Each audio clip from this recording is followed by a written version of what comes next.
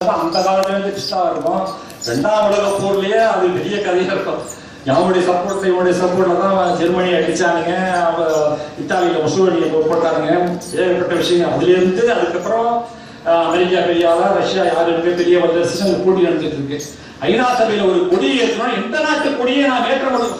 நம்ம ஊர்ல ஒரு கட்சி கொடி ஏற்ற முடியுமா? திமுக கொடி, அதிமுக கொடி ஏற்ற முடியுமா? காங்கிரஸ் கொடி ஏற்ற முடியுமா? ரிஷப கொடி ஏற்ற முடியுமா? முருகன் கொடி ஏற்ற முடியுமா? எந்த கொடியை நீங்க ஏற்றுவீங்க? குளத்திலே சமயக்குழி, நரகுழி குமைந்து வீண் பொழுது நிலத்திலே ஓக்கி மயங்கி ஏமாந்து நிற்கின்றார் வள்ளல் பெருமானார் சொல்றார். அவருடைய சுத்த சன்மார்க்க கொடியை கொண்டு ஏற்றுங்க, அவருடைய தத்துவத்தை சொல்லுங்க, அவருடைய கொள்கையை உலகம் பூரா முழக்க விடுங்க. ஒருத்தர் அப்ஜெக்ஷன் சொல்ல மாட்டார்.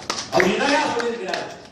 இவ்வுலகில் அண்டங்கள் அத்தனை நான்கான இவ்வுலகில் எந்த எமக்களித்தான் எவ்வுயிரும் சன்மார்க்க சிக்கந்தனை அடைய செய்வித்து என் மார்க்கம் காண்பேன் இனி அப்படின்னு இந்த ஞானி வல்லலாரையா அவருடைய கொடிதாயா இந்த மஞ்சளும் உண்மையும் அந்த கொடியை ஏற்றியா கள்ள வாதனையை கலைந்து அருள்நெறியை காதலித்து ஒருமையில் கலந்தே உள்ளவாறு இந்த உலகமெல்லாம் கலிப்புற்று ஓங்குதல் என்று வந்து உருவோ என்று வல்லலார் கேட்கிறார்கள். பித்தெல்லாம் உடைய உலகம் கழக பிதற்றெல்லாம் என்று ஒழிந்திடுவோம், சத்தெல்லாம் ஒன்றென்று உணர்ந்த சன்மார்க்க சங்கம் என்று ஒழுங்குவோம் என்கின்ற ஏக்க பெருமூச்சு விடுறாங்க.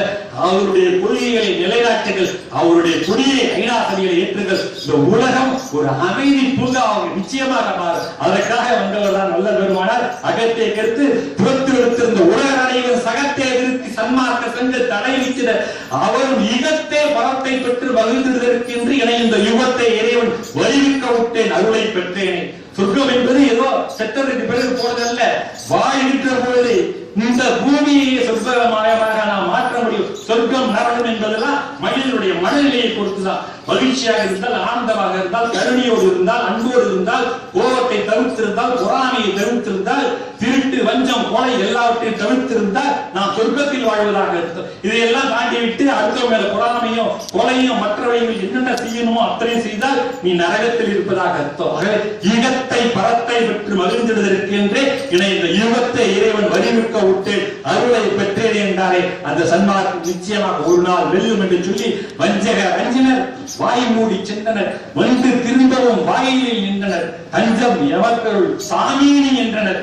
சன்மார்க்க சங்கத்தவரை வென்றனர் என்று சொல்லி வாய்ப்பளித்தமைக்கு ஒருவாய் மனமான நன்றியை தெரிவித்துக் கொண்டு இந்த சங்கம் மேலும் மேலும் உங்களுக்கு ஒரு மிகப்பெரிய அமைப்பாக இருந்து எங்களுக்கெல்லாம் நீங்கள் வழிகாட்ட வேண்டுமாய் அதற்கு எல்லாம் வல்ல அருட்பெருஞ்சோதி இறைமையும் வள்ளல் பெருமானார் நிச்சயமாக துணை புரிவார் என்று சொல்லி விடைபெறுகிறேன்.